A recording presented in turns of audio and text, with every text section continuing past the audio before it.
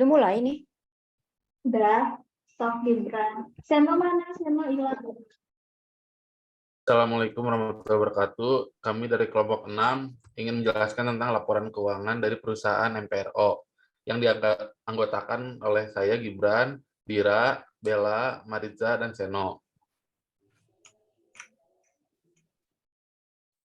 Yang pertama itu ada rasio likuiditas. Rasio likuiditas itu adalah sebuah rasio yang mampu menunjukkan kemampuan perusahaan untuk memenuhi kewajiban atau membayar hutang jangka pendeknya.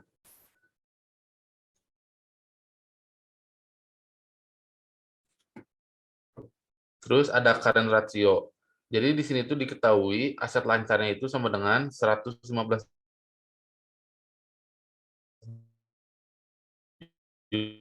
juta 901.816.572.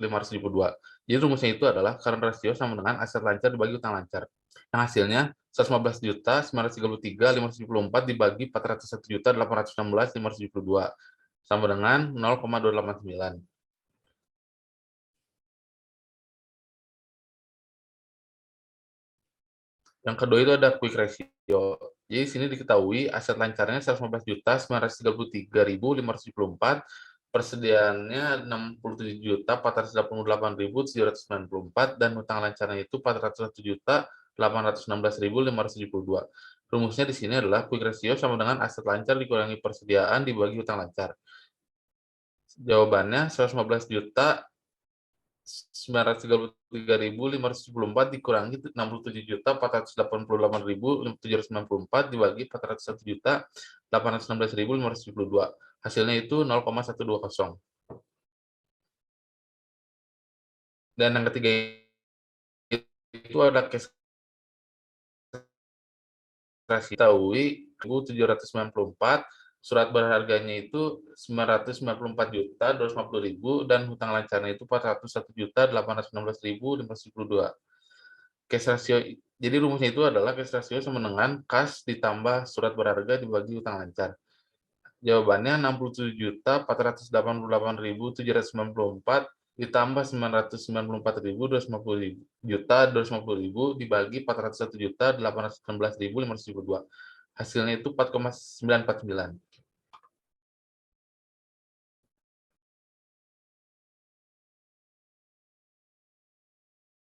Kemudian ada rasio solvabilitas yang dapat disebut sebagai metrik utama yang digunakan untuk mengukur kemampuan perusahaan yang memenuhi kewajiban hutang jangka panjangnya.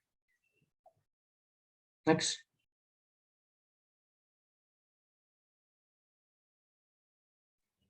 Kemudian ada total debt to total asset ratio. Diketahui itu ada total utang sebesar 401.816.572.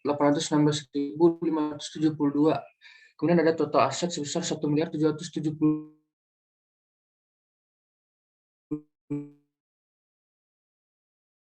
juta 230 hasil sebesar 0,226.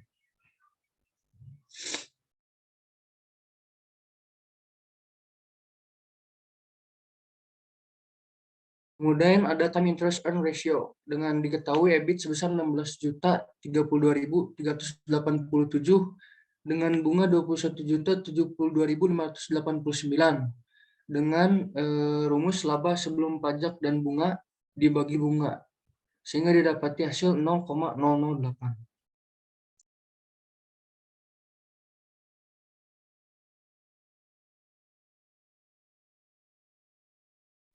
Kemudian yang terakhir itu ada debt equity ratio 1.816.000 sendiri sebesar 67.488.794 dengan rumus debt dibagi modal sendiri sehingga didapati hasil sebesar 5.905.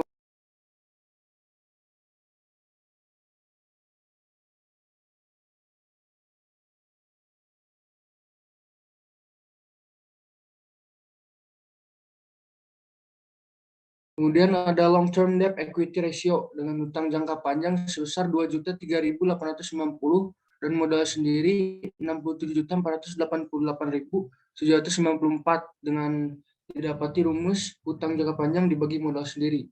Dan diketahui hasilnya sebesar 0,03.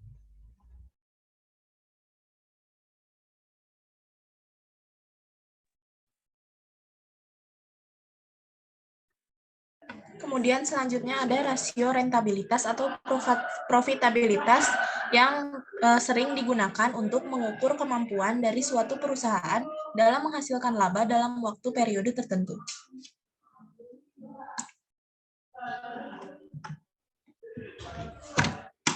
Yang pertama ada gross profit margin. Diketahuinya gross profit 12.773.503 dengan penjualan 127.195.488 dengan rumus gross profit dibagi penjualan.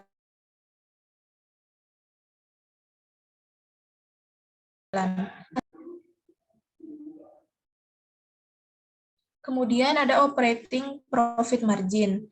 Diketahui EBIT-nya ada 16.032.387 dengan penjualan 127.195.488. Untuk mencari OPM, rumusnya adalah EBIT dibagi penjualan dengan hasil 0,003.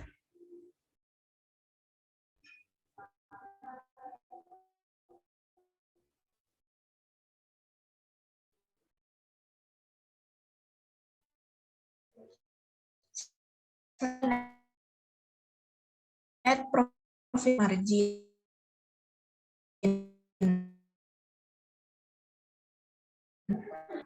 EAT ada 4 PM, rumusnya adalah EAT dibagi penjualan dengan hasil EBIT 16.032.387 dengan total aset 1.070.238.845. Untuk mencari return on asset menggunakan EBIT dibagi total aset dengan hasil 0,009.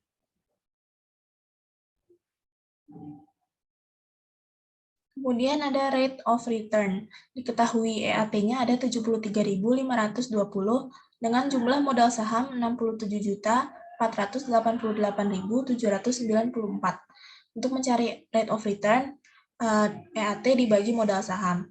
Ya, hasilnya 0,001.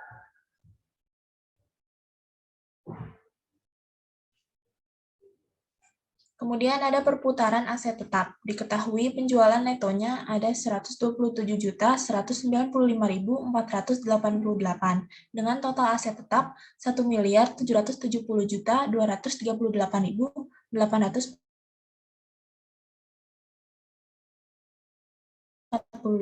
dengan hasil 0,0.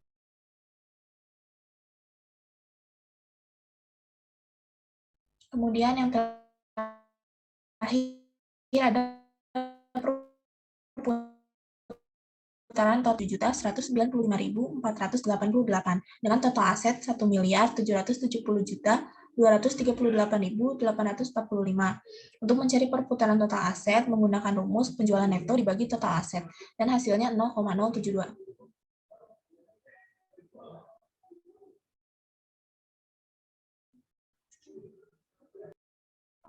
Selanjutnya yaitu aktivitas rasio.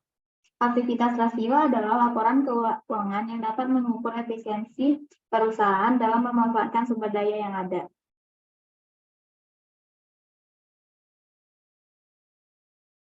Yang pertama yaitu receivables turnover dengan diketahui penjualan kredit sebesar 58.370.340,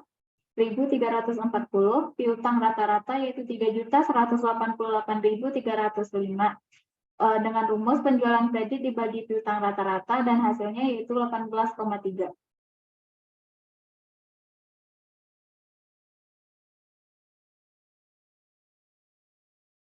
Next step.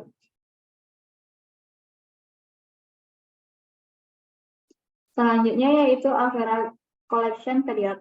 Dengan diketahui piutang rata-rata sebesar 3.188.305 dan penjualan kreditnya yaitu sebesar 58.370.340.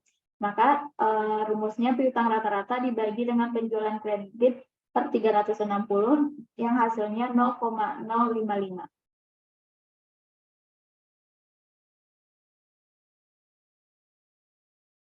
Selanjutnya yaitu adanya perputaran persediaan. Diketahui harga pokok penjualan 58.370.340. Persediaannya tidak ada, maka hasilnya 58.370.340 dibagi 0.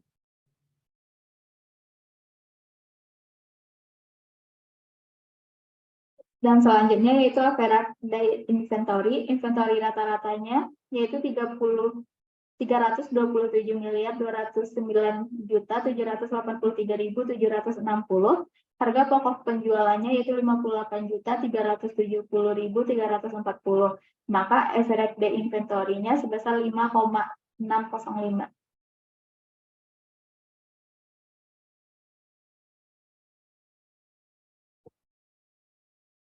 Selanjutnya ada kesimpulan analisis rasio keuangan. Laporan tahunan ini mencantumkan pernyataan mengenai kondisi keuangan, hasil operasi, proyeksi, rencana, strategi, kebijakan, dan tujuan perusahaan yang bukan merupakan pernyataan fakta historis dan perlu dipahami sebagai pernyataan mengenai masa depan sesuai dengan definisi yang tercantum dalam ketentuan perundang-undangan yang berlaku. Pernyataan mengenai masa depan tergantung pada risiko dan ketidakpastian yang dapat menyebabkan keadaan dan hasil aktual perusahaan di masa depan yang tercantum dalam laporan tahunan ini. Berbeda dari yang diharapkan atau diindikasikan, karena didasarkan pada berbagai asumsi tergantung kondisi saat ini dan masa yang akan datang dan berpengaruh pada PT Maha Properti Indonesia, bahwa hasil yang diantisipasi oleh perusahaan atau diindikasikan oleh pernyataan-pernyataan mengenai masa depan akan tercapai. Menurut analisa kelompok 6, dapat disimpulkan bahwa perusahaan mengalami financial distress atau penurunan keuangan yang dialami suatu perusahaan dalam kurva waktu 1 tahun.